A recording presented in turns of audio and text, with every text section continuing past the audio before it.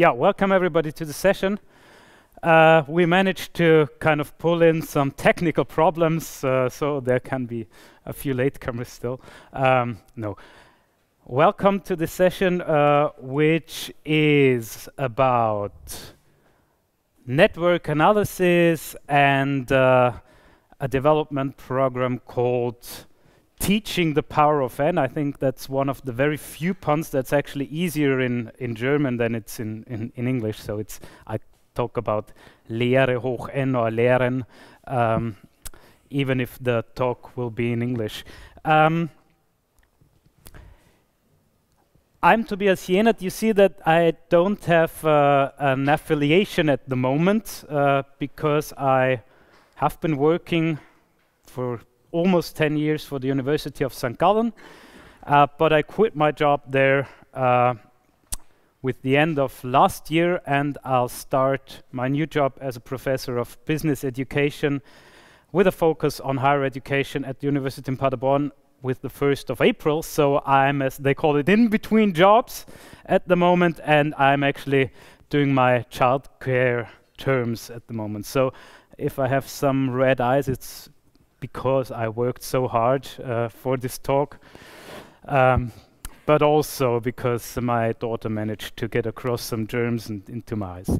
So, well, the talk is in English probably because we had the nice keynote, and I think it was, I don't know, back in the days when I heard the first talk about social network analysis in faculty development, educational development in higher education in Helsinki, I guess. So back in the days, some years ago. So yours probably was some of the first network analyses on educational development. There have been some network analyses on dynamics in higher education between academics, but yours is probably one of the first works on networks between educators. We have quite a large time frame, 1.5 hours, so I'll try not to speak all the time. But I also like to use that larger than normal time frame for a conference talk to not only show some research results on Lehre hoch N and on the Lehre hoch N network, but to come in from a bit more general angle and think about research, the topic of research, the uses of research, the quality of research in faculty development, in educational development. Why should we do research? How should we do research? How could we use research? And that's dear to my heart, and I think we have some issues that can be discussed at the end of my talk, and that's, I think, something that's very important at the moment. So what's the agenda? First, I like narration. I like to contextualize research. So I try to set the scene, and I think many of you will know Lehre hoch N from hearsay or because some might even have participated. But I like to thoroughly set the scene and just say what Lehre hoch N is, and also how the research was integrated or went alongside, or whatever it was that the research did there, how that went. Then I'm gonna kind of do something that's a bit similar to what you did. I'm gonna think of conceptions of developing the quality of teaching and learning. That means also conceptions of effects and effectiveness. So what effects do we want to yield, and how then can we see whether what we do is effective, and how could we measure that or determine that or learn about effectiveness. And then building on that or departing from that, I'm going to focus on one conception of effectiveness that's present in Lehre hoch N, which is really this idea of the network of practitioners or experts, or what we call it, and then how we actually try to approach that network from a research point of view. And in the end, I'm trying to come back and see how that research can then be used in order to develop the development program, so to speak. And in the end, I really want to discuss how we can really produce sensible data and how we can use that for our work. And I will also use this very old-fashioned and sometimes kind of resistance creating, in this area, resistance creating concept of rigor, because I think we need to do or develop some conception of rigor in research on what we're doing. Okay, let's start. Lehre hoch N as a research context. Well, Lehre hoch N started out in 2010, and it was kind of a joint crazy project where people in the field, various people in the field, I don't want to name individuals because it was a really huge group and it's really not easy to reconstruct how this endeavor of Lehre hoch N really came about. There were researchers, you all know, there were people in the foundations that actually funded it, so it was something very generic, I'd say, and it's hard to reconstruct. Started out as a program that really wanted to do something different as compared to classical traditional faculty development programs. Or you could say classical traditional educational development within higher education institutions. So what they said is, okay, let's create a program where we bring together people who are already quite proficient in educational innovation. So let's not tell them what, I don't know, flipped classrooms are or student-centered learning is or whatever, but let's bring together people who are actually already working on educational innovation in higher education, and let's kind of develop them to a level so that they can diffuse and spread and sustainably implement what they are doing. So it's kind of a next level development program. And from the beginning, the idea was to bring together different groups of actors that were seen to be relevant to achieve this goal. So they always had cohorts of 32 people, and these cohorts always consisted of 1/3 higher education managers. So that'll be deans for the most part, people in rectorates, in presidencies, assistants to presidents, whatever. So there are many job descriptions there, but in general, people who are responsible for leading the organization, not necessarily only from an educational point of view. Then 1/3 faculty developers, so the classical German Hochschuldidaktikerinnen, Hochschuldidaktiker, and 1/3 really teaching faculty. And the prerequisite was that each and every one of them already needs to engage in some innovation project, has to have some expertise in the development of teaching and learning. There is an application process, and within this application process, applicants need to actually elaborate a bit on their individual development project that they bring to this program. So the idea is really that one core element is working together on those projects, and the significance and the relevance of these projects actually increased over the 3 cohorts that I followed as a researcher, because it became obvious that they need to have a certain structure. So it's important that the projects need to be doable or developable within this time frame of the program, but they also need to have some open scope still. So the finished project is not very interesting because you then lecture how successful or not successful you were. The core element of the beginning is 5 workshops, a series of 5 workshops over around 9 months. So it's always more or less 2-month pause in between. And these workshops are focused on, I'd say, organizational issues or issues of organizational development in higher education. So there is some pedagogical concepts involved, obviously, but for the most part, it's really on how to implement educational innovations in higher education organizations. And then obviously, there's a lot of discussion on what's this crazy type of organization is, how you can move within that. And obviously the idea is that these three groups bring in a whole lot of expertise. So the main expertise actually comes from within the group, and it should be stimulated. The exchange of the expertise should be stimulated. Then after these workshops, there are follow-up activities. One thing is that it is very clear from the beginning that it is intended to form a network that goes beyond those workshops. And then there are also network activities. So normally there's a yearly network meeting. There's funding for decentral sub-networks.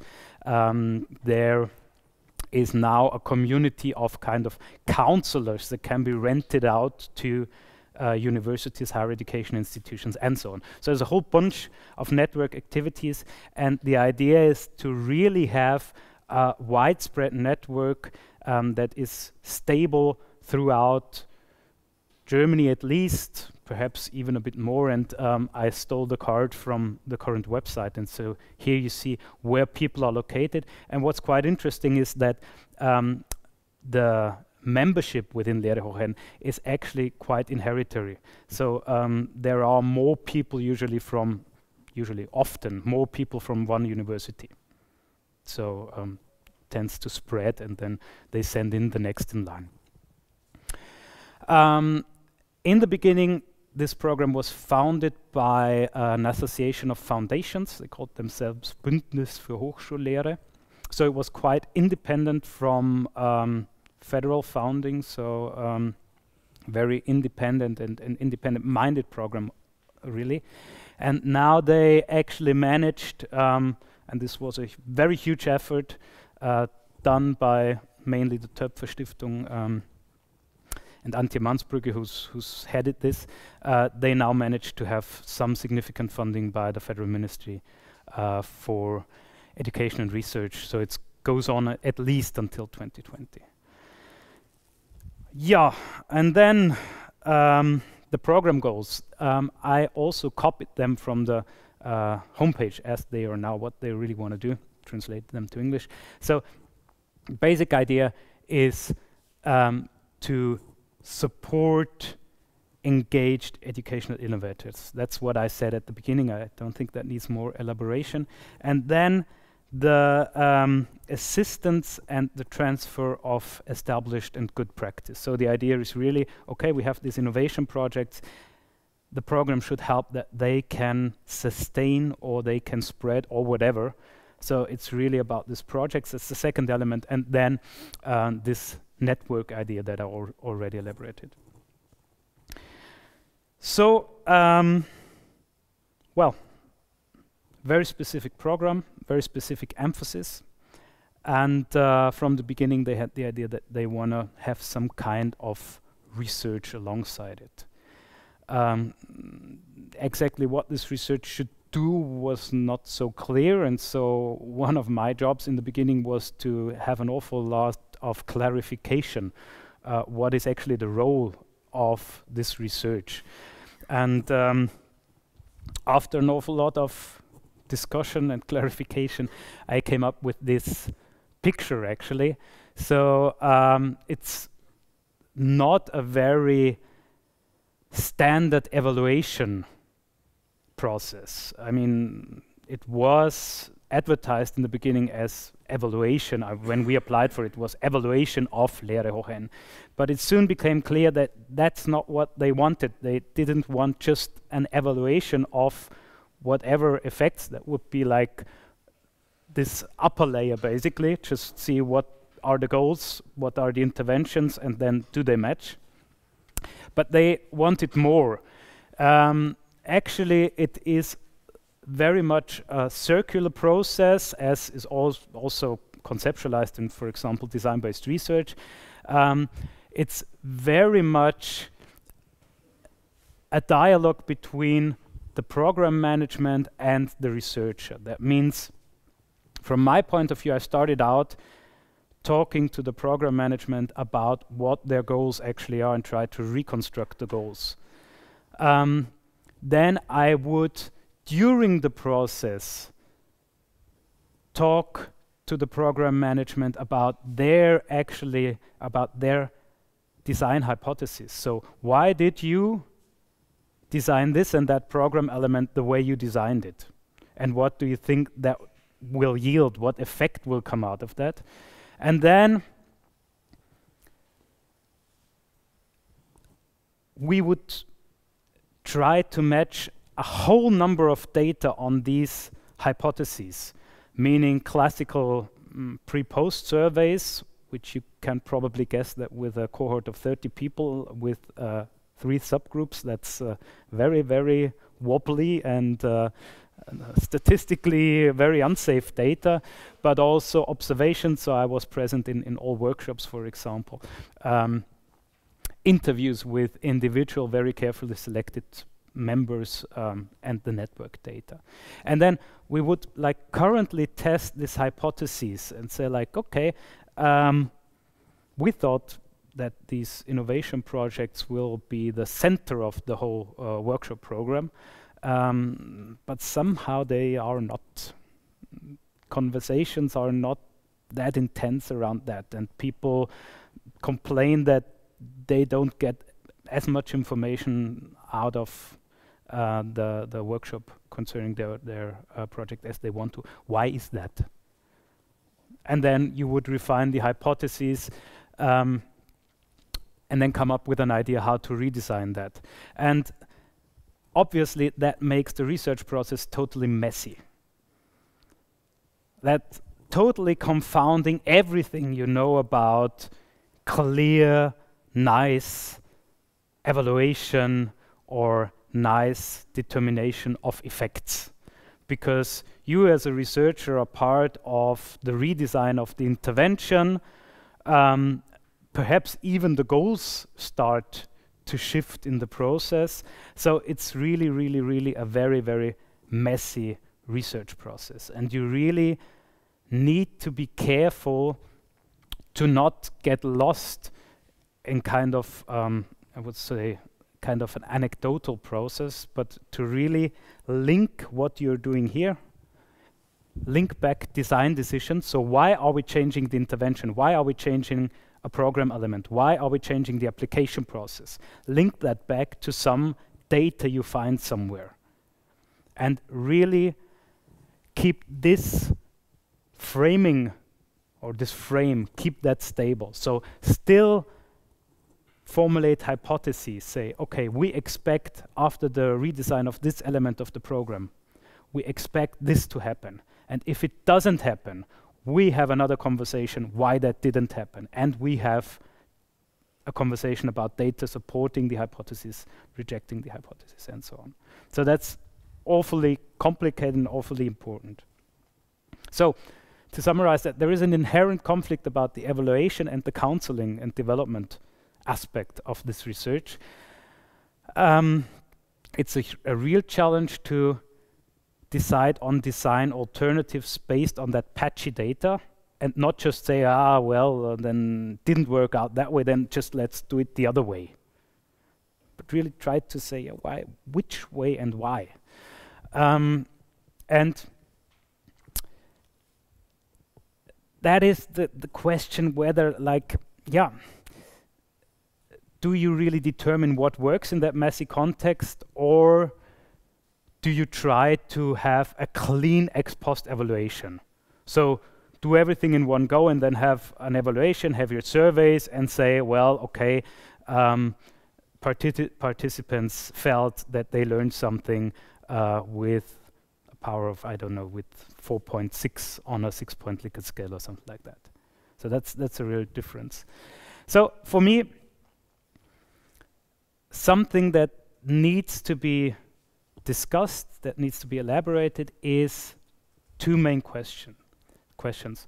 First is, what is the relationship between an educational intervention, for example, the program with its different elements, the data that we gather out of these elements, and then the design decisions? As far as I know, there is no really consistent framework yet for that. There's always parts In classical empirical research, like statistical research, you take the design decision out of this equation, for example. In case study research, you have the case, but you don't have this ongoing narration. So you say it worked like this in this case, but then if you re-implement the program, for example, where is the link to the next episode, so to speak? So there are questions. And obviously, how can we develop a thoroughly research-based process of educational design in our messy contexts? That's for the first part. So it ends with open questions, but well, that's not bad in itself, is it? Second part, how can we conceive of effects and effectiveness in educational development programs? As I said, as I hinted, it's very close to what we heard in the keynote, but basically I sketched or reduced that to three main conceptions of effects and effectiveness that are also present in Lehre hoch N. There might be more, obviously, but I boiled it down and I'd say these are the most common. The first conception I called individual qualification as the route for change. So I'd say that's like classical faculty development. So the idea is to qualify individuals who actually do the frontline teaching, who really interact with students with a set of competencies that help them or make it more probable that they deliver better, good, whatever teaching. And typically you then have an intervention, a course, or also something like mentoring, a whole set of interventions that enables them, for example, to develop knowledge on knowledge on student self-regulation. And then you provide them with a set of skills, for example, to develop self-learning material multimodally, so to address different learner needs. And then you also try and develop their attitude so that they don't run out of the first session of a flipped classroom totally frustrated and their self-efficacy gone and say like, okay, next time I'll do it like I always did. When we look at this from a research point of view, then it sounds perhaps a bit cynical, but then these kind of interventions are quite immediately or quite easily researched with traditional methods in the social sciences. So if you have a large enough N, you can, for example, run surveys on it. That works quite well with large N's, with people who are relatively novice in teaching, because they will have kind of significant leap from knowing not much or knowing just what they learned from their professors or from their own studies to learning some pedagogical concepts. So there will be some development. If the numbers are small, you can do interviews, you can do something like observations, see if something changes in the classroom. But I'd say with our classical sets of methods, you have rather immediate access to that. So you can really check, if you have the resources, you can check whether what you do works. It becomes a bit more complicated when you try to develop not novices but experts. Because, for example, in Lehre hoch N, we ran surveys just to be sure.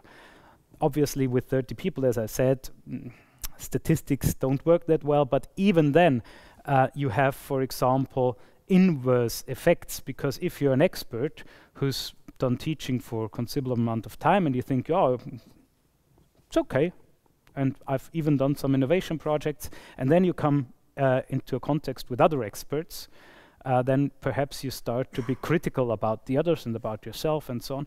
And so measures such as your teaching-related self-efficacy, they may actually drop. Or your perceived competence may actually drop, and that's actually what happened in our surveys. So there was no to negative developments in there. And then you cannot actually say if that's just a statistical artifact because the effects are so small that you just don't learn much from that. So if you're working with experts, that is already a bit more challenging. Then let's move to the second conception, pilot projects as innovation kernels. Now we're moving away a little bit from the individual teacher, from the individual faculty member. And there the idea is really, okay, I want to implant some innovative teaching, and this innovative teaching acts as a lighthouse, as something that radiates out and actually motivates other people to do something in their learning or generates resources or whatever. And then obviously you need another approach. You cannot actually teach that in a course or something like that, but you need, for example, something like peer support, expert feedback. You might want to have something like, for example, power promoters that help you establish something. And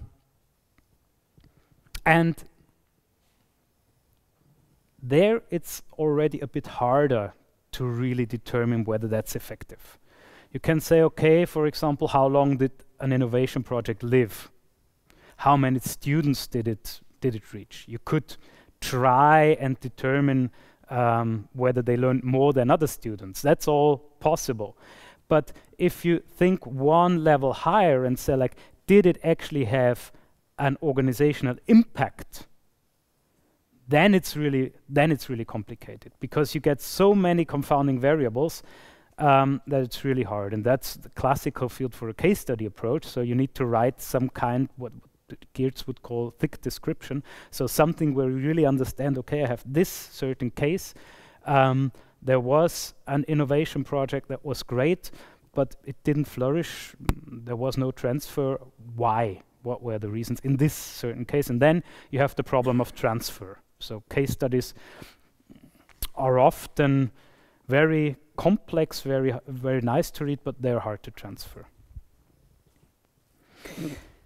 And then you have the third conception of effectiveness, and that's probably the most special conception that's present in Lehre hoch N. That's innovators network, an innovators network as a landscape for change. And that's interesting because here the previous conception said, like, okay, I tried to build something within one higher education institution or within the school that makes it more likely that one project or a number of projects flourish within that context. Here, the idea is, okay, we go even one level higher, and we build a network of people who have a mindset to innovate in higher education, but who also have the potential to, in themselves, change the framing conditions quite globally. So you could, for example, say that Lehre hoch N got federal funding in the end could be seen in itself as an effect of such an approach, because you need to generate sufficient visibility, a network of supporters that is big enough that you really get this funding, for example. So that's even another layer. And therefore, you need really to have people who develop a deep understanding of all the mechanisms that are relevant for educational change in higher education institutions. And that means that if you have a power promoter sitting in, I don't know, being a dean or a rector or whatever, if you have a power promoter, he or she needs to really understand what are the immediate threats or challenges to a member of the teaching faculty when actually realizing their innovation projects. And the other way around, a teaching faculty member needs to understand what are strategic and political aspects that can influence my individual project. And in this network, the idea is that all of these aspects can be at least decentrally present and can be decentrally addressed depending on which of the problems are current and which of the problems are relevant. And then it becomes extremely complicated to access this by research. So you can trace interactions in networks. So you can ask people, whom do you talk to, how often? But where it becomes interesting is how to define the quality of such a network. So how do I see if that network works, if that network does something more than just having people lament about how bad the university is, or how great the last conference was, or whatever. So I mean, if I have a whole bunch of engineers, for example, who all were together in Lehre, they might interact a great deal more than they did before, but if they only talk about the last conferences and not about teaching, we had these considerations with your research also, is it really a success concerned to the goals that we had with this network? Yeah, sure. There is a researcher in Antwerp, her name is Sarah van Vaas. Mm. You know her? Yeah. She looked into faculty development and effects on teachers' individual networks, and she started to write about how these networks change sort of qualitatively. So it's not only sort of what they talk about and whom they talk about, but also how they actually use the various networks. And she discovered changes in what you use your networks for. Yeah. So that seems to be another sort of aspect Yeah. to the messy business. That's right. Then it becomes extremely messy. That's one reason why actually we started with the easier whole network approach. So not the individual network approach, because then you have all sorts of individual motivations and so on, but the whole network approach. So we asked actually, what actually are quality measures within this Lehre Hoch-N network that we want to achieve. And that's where I come to the actual research part, and where I can actually show you some nice network pictures. That's one nice part of social network research, that you can draw pictures. We said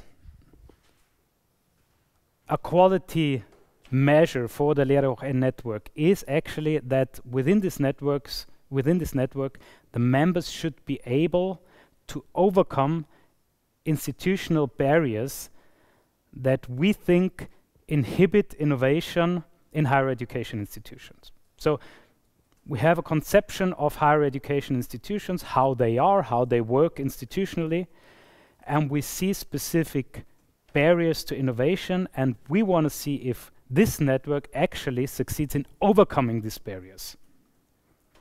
And of course, that needs a bit of conceptualization. What are higher education institutions, organizations, and what are these barriers? So our basic assumption is a successful Educational Innovators Network should in itself be configured in a way to overcome innovation barriers that are typical for higher education institutions. That's our basic assumption, or could say our axiom.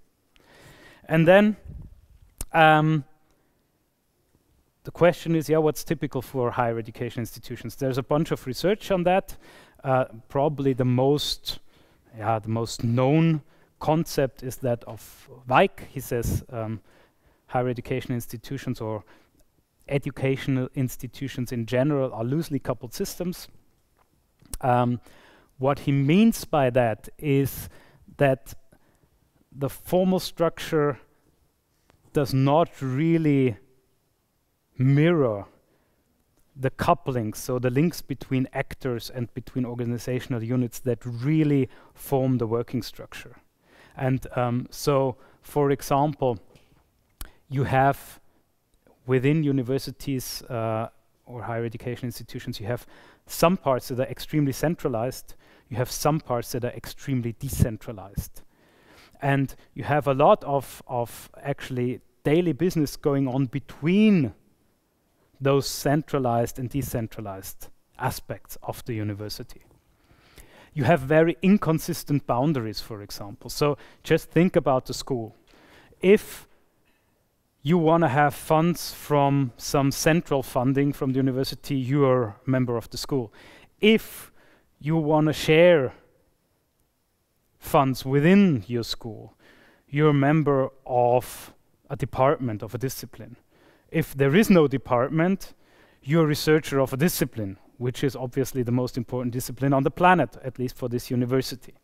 And if you're on a conference, probably your affiliation doesn't make that much of a difference. So that's very inconsistent. Then something that's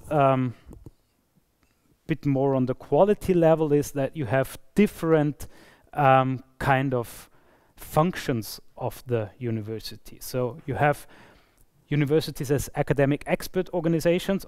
Of course, all professors and academic personnel are experts in their field. You have them as bureaucracies because higher education institutions are public institutions and they are organized bureaucratically. And they're also service providers. So that's something that's a bit newer. You have the notion that within the university there's also something between the administration and the academia that's services to students or even services to the academia. And for example, you have this research on disciplinary cultures where we know that they form extremely strong boundaries that then lie across institutional boundaries, and then you also have this research of new roles emerging, for example, with the third space discussion by Whitchurch.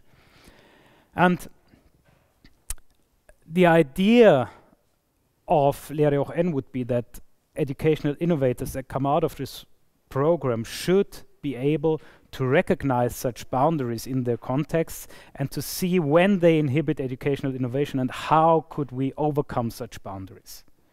So, for example, one actual example, if we have an educational innovation, some educational pedagogical format that's within one subdiscipline of German literature studies, and it's very clear that it could be transferred to another subdiscipline of German literature studies, and the dispute is purely whether this is feasible because the two subdisciplines have some subdisciplinary methodological issues, then how could we kind of bypass the academic layer and make that work on the educational layer? But obviously you can't bypass that by coming with your pedagogical lens and say, like, obviously there is no difference in your pedagogies. But you need to immerse yourself in that academic discourse and find ways to not be cynical about the academic discourse and kind of work from the inside out. That's just one example.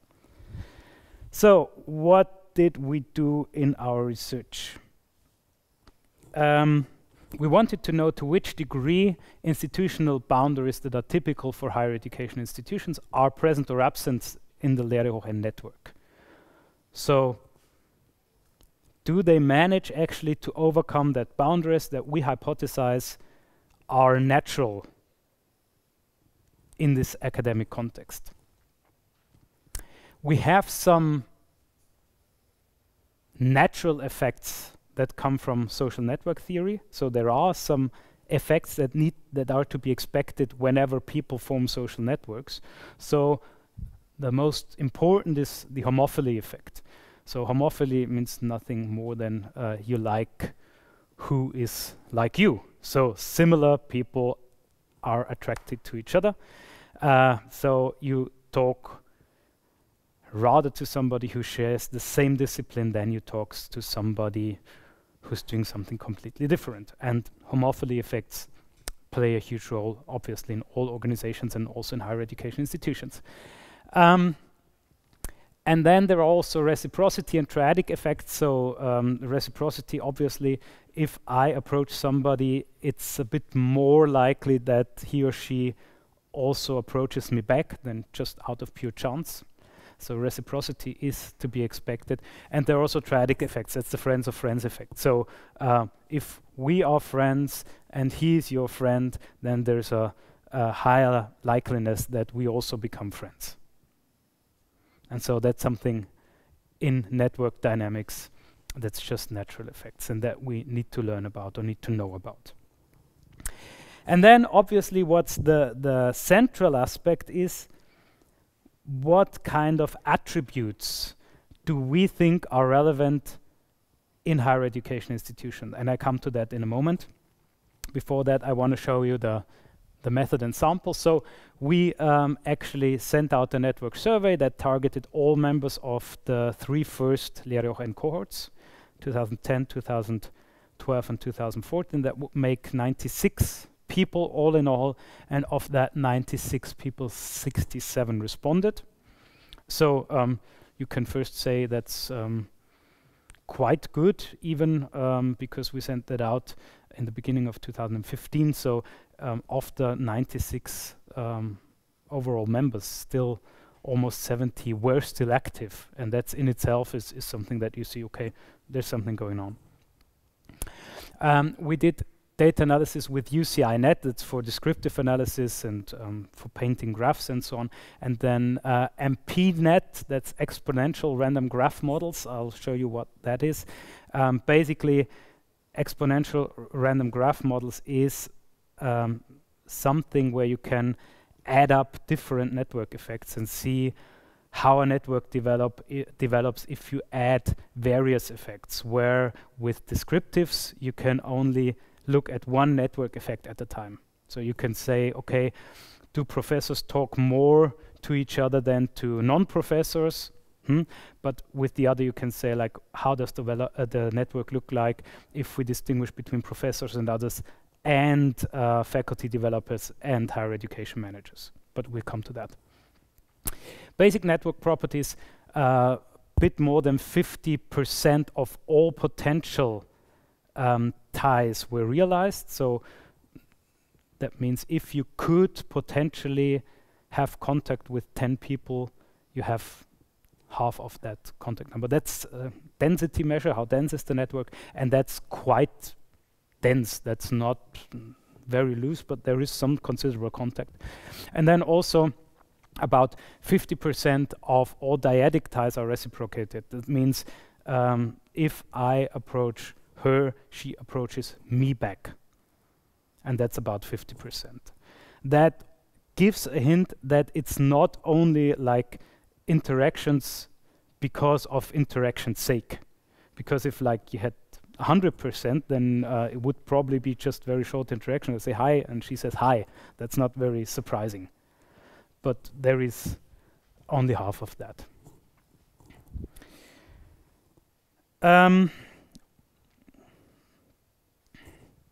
Yes. How did we do that? Yeah, how did we establish ties? We basically asked people which kind of contact they had with each other member. And we said, okay, we count as a contact if there is more than one interaction outside the organized network events. So for us, it's not within organized events, but if I contact somebody outside these events, that's probably very important. And that's what it looks like. Typical network picture. Should be 67 dots if anybody wants to count, but that's what it looks like. Now I have 3 colors, red, green, and gray. What do you think these colors represent? 3 types of participants. No, fortunately not.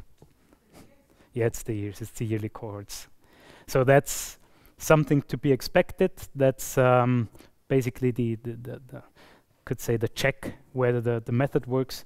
So these are the 3 cohorts, and obviously it's to be expected that these cohorts are somewhat stable. We still dream about replicating that study now, and we should hope that that reduces and the network actually merges more into one homogeneous network. What could be seen is that actually the first year already had more external ties, so outside the yearly cohort, than the other 2. So there was a slight indication that this might change.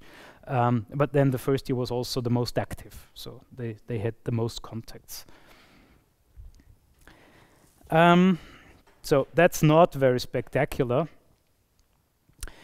but we then looked for other attributes that we thought were interesting. The year of the court, as I said, that's not spectacular, but then also the function, that's what you said. Is there a difference between, or is there more interaction between the functions than, or within the functions than among the functions? Does academic seniority play a role? Because you could hypothesize that within higher education institution there is quite a clear distinction between professors and everything else. And yeah, well, let's see. And then obviously the subject area, I mean, like all the literature points into the direction of subject area. They should be quite clear boundaries. And then also the type of higher education institution. So whether it's a university or University of Applied Science, that's the two types that members came from. The first measure, I want to elaborate that a bit, that we used is the E-I index. That's very simple. It actually compares the density within a subnetwork versus outside the subnetwork. That means if I compare the cohorts, then I have perhaps a total number of contacts that is 10, and I have only 2 contacts within within my year, and I have 8 contacts with the next year or the previous year. So then you would say, okay, 8 contacts external minus 2 contacts internal, giving a positive E-I index. These are not these are percentages here. So I explained it a bit easier. These are percentages, it's kind of the density. So the realized contacts inside a subgroup versus outside a subgroup. But that's basically it. It says that if this is negative, then I do have more contacts within my subgroup than outside. So the subgroup is less permeable, it's in less contact with the whole network than the other way around. And here you see that for yearly cohort, that's quite significant. It also has a significance tag to it on the 5% level, so that's a usual R statistic, so you can see whether that's significant or not, depending obviously on the size of the subgroups and the whole network. So that's then for the 3 functions, and fortunately it looks a bit different here. You see that it's much more diversified, but you can also see that there are some clusters within that, and we can then look at the numbers. Actually, I mean, it looks nice, but it's very hard to actually see some effects, so you still need to revert to numbers, but that's all of the attributes, and you see that function taken in itself doesn't actually kind of distinguish. So there is a quite a positive E-I index. Same with academic seniority, though there the professors, they are slightly among themselves, as can be hypothesized. And discipline doesn't make a huge difference. Here it's almost neutral, but then you need to know that this is obviously the biggest group. If you have people concerned with learning, education, then this is a very huge group, and it's almost 0, so it's almost equal. And then, okay, then we have that, and then it's obviously interesting what is happening if you take all these effects together. And there we need this exponential random graph modeling. I don't go into the detail what that actually is. It's awfully complicated. But basically, exponential random graph modeling models a huge number of potential networks out of the network data that you give it. So that is a very simple program, but it runs overnight on a computer like that. So it simulates a whole number of potential networks and compares it with the network data it finds, and then it actually looks for significant effects in that. So whether the formation of ties is significantly different from just anything that's random. And what you see here, that's what's up there, these effects, just to show you, are those natural networks effects. So for example, reciprocity. And you want them to be significant, because if they're not significant, something in your network is wrong. So it's not a typical social network. And we have that here. So for example, reciprocity, then all different kinds of triadic configurations, they are all there and they are all working as normal. So also in Lehre hoch n, if somebody already know each other, they form these triadic things. But what's then interesting is what becomes significant here. Here, okay, we can cross that out, that stays significant, obviously. Higher education institution is significant, and also function becomes significant. So if you take it together with all the other effects, function suddenly becomes significant. And in a minute, I show you that that's really interesting for working with that data, for doing something with that data. Because then we see, okay, even though at the first glance, faculty developers kind of merge well within this group, if we check also for these other things, they don't merge that well. And that's important because the assumption is that the faculty development expertise is already given, is already there. And that's awfully important for that network, because if that's not there, at certain points in the network, you have a problem. So if somebody who's confronted with an educational problem doesn't know or isn't ready to access somebody who can kind of easily come up with this basic knowledge, then that's not good. So that's that. And now the question how you use that data. A first thing that you can do as a program manager is that you can actually try and find boundary crosses. That's something very useful. So for example, here we have this A-I index for the two types of universities. We saw that this is negative, so people from universities of applied sciences tend to talk less to people from university than they talk among each other. But you can also obviously compute an E-I index for each individual. So here you see how many ties are internal, how many are external, total, and then what is the E-I index. So here it's equal, so it's 0. But here, although most of the others are negative, here it's quite positive. So we have one individual who obviously is a boundary crosser where the boundary is quite strong. And obviously you can use that. And you can use that especially in the beginning when a network tends to form. You can obviously have ethical issues with that. So I didn't write the name here, obviously. It's just a variable. But if, as a program manager, you consent actually to use that data with your group, you can use that.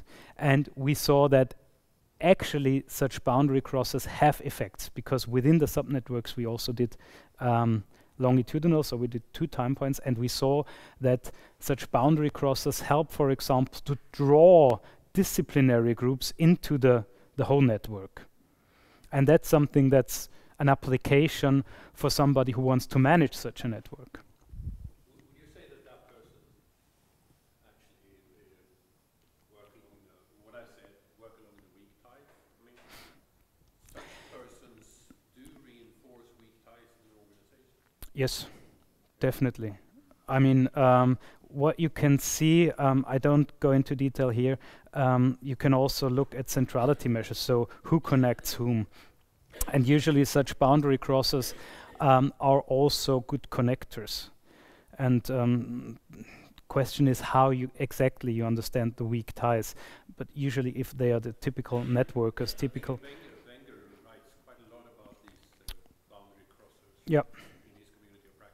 Yeah, yeah, and we don't know, that's a bit of a problem, we don't know what they actually do in this research. We don't know what they talk about.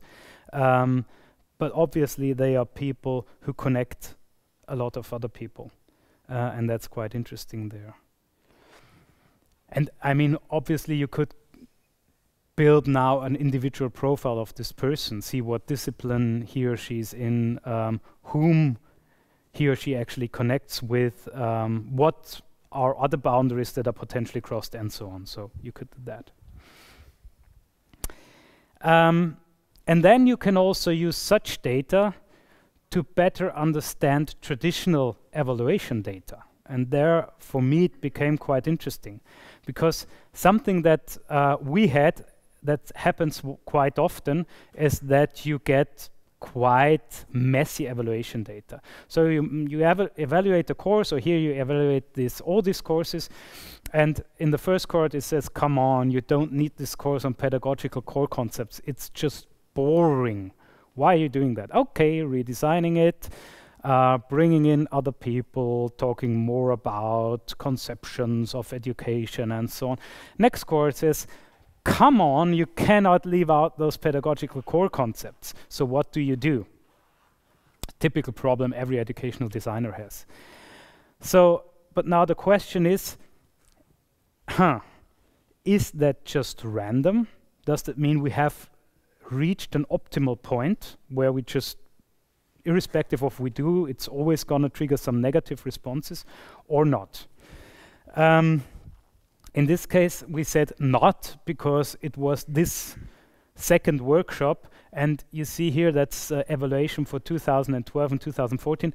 You don't need to know what this actually says, but you just by looking at that, you see that here it's much more homogeneous, and the general level is just a bit higher. It's not this dropping curve there that's up there.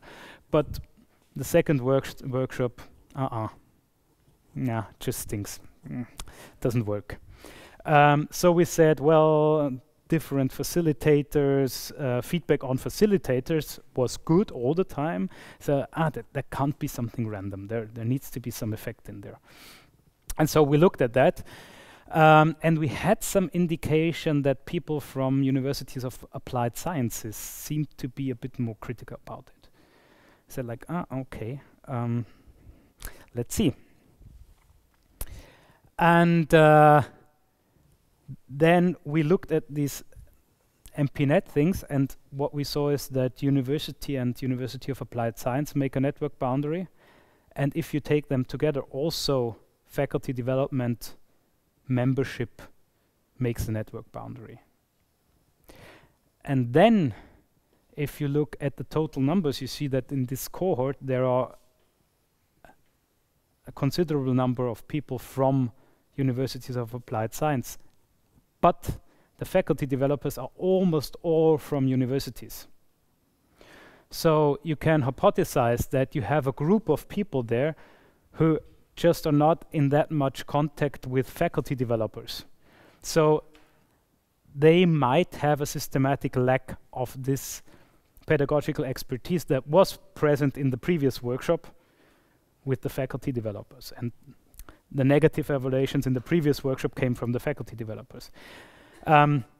So for the design, that means don't just go back to where you started from, because that probably will also result in again negative evaluations, but think more about your network dynamics and see like how you can bring faculty developers and university and members from University of Applied Sciences together. How do you systematically kind of stimulate these interactions, rather than try to start in the first place in the educational design and be frustrated once again. So I think that's something where you really can learn something more than in your classical evaluation designs, and we have many such incidents where you can do that. Okay. That was it then with the network analysis. And now for a discussion, how to produce sensible data for informed decisions in educational development. First, just a few motivating words for social network analysis.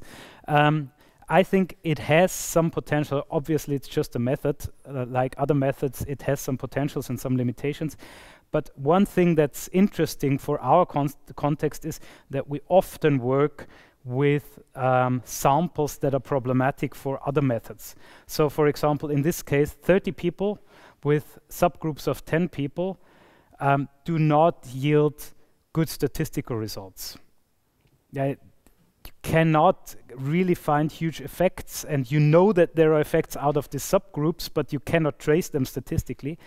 But also, you cannot, in this setting, interview all of them all the time, for example. If you interview kind of theoretically selected people, that works, but then you have very strong, you also have political people within the cohort who try to set their political agenda there or their interests. So you cannot have a whole cohort approach via qualitative methods. It also doesn't work ecologically. You just don't have the resources, and not over 5 workshops, over 3 cohorts. So here we have a method that generates some very structured data, also with relatively small participants, with relatively small numbers of people. And conceptually, we often have the problem that we do research on very many variables. So, for example, an educational program like this has a huge number of variables, but we generate very few data points, and then try to draw inferences and conclusions, and that's a bit problematic. And social network analysis creates relatively few data points out of relatively large number of data points out of relatively few participants. And that's one of the strong points, I'd say, and one of the interesting points. And then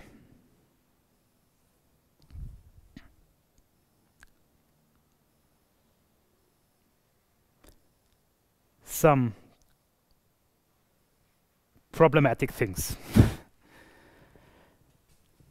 that we could perhaps discuss if we still have time, but I think we still have time, yes. I think there is quite an ongoing research and an ongoing discussion, I think that's good, about the relevance and kind of the potential of research in educational development in general, in faculty development in particular. But as I said in the beginning, I think we really need to come up with research designs that make a closer link between the data we gather on our educational interventions and the design decisions we then make as a follow-up. I read a lot of papers that kind of do evaluation. I read increasingly papers that go into more general aspects of teaching faculty, for example. But there isn't very much research that actually says, and because we had this data, we decided to do that, and in a follow-up we found that this and that happened, and we think that's because of that and this reason. And that's not a call for controlled intervention studies all over. Might also result in some controlled intervention studies, but it's just a call for what I have also called like a kind of more narrative research approach. Just state what you have done and what were the results and what were the expectations and to what that led. To have a more consistent argumentation in the link between educational design research and then redesign of the educational design. And I think there is a huge gap at the moment. And that's not easily done. I mean, it's easier said than done, that's clear. But I think it's not something that's just on the methodological and methodical level, but it's also on the argumentative level. It's just how you write up an argument in your research. Also the question of integrating research and design, there is now some efforts to establish design-based research. I like the discussions on these approaches, but I think design-based research and research-based design need to be kind of equal. So again, we need to think about the relationship between what comes out of our data, how we interpret this data, and how do we kind of connect that with local needs, with local affordances, with economic restrictions, and how do we put that all together in the kind of consistent argumentation when we're doing research on and for our educational practice. And there are some concepts that could be borrowed from, at least some also transferred, for example, in the mixed methods community, who've discussed a lot about combination of different, for example, quality measures. But I think there is some potential to work further here. Then very important are credits. Especially for the network research, I had two very important collaborators. The one is Lucy Hommers, who's still working at the University at St. Gallen and was in my team, and sadly had to leave her behind now. And the other is Dr. Chloe Meredith from the University of Leuven. She's really a social network analysis sage, and flew over to St. Gallen and helped us a great deal. And I think there are huge credits due, because you don't do something alone most of the time, so you can show their pictures. And something very important, I plan to establish a kind of working group or an exchange network of people working on social network analysis in higher education. Got a few people in mind, a few people who already said they'd join in. So if you're interested, write me an email at tobiasjenert@unipaderborn.de.